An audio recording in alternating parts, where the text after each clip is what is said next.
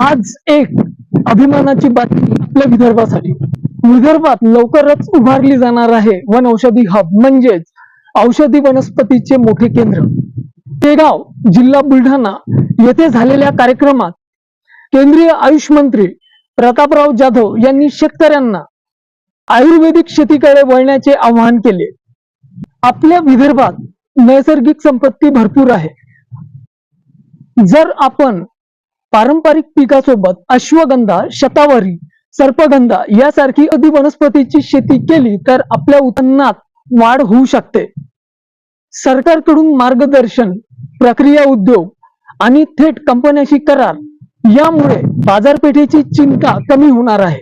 म्हणजेच आता केवळ शेती नाही तर शेती, प्रक्रिया आणि विक्री म्हणजेच जास्त नफा.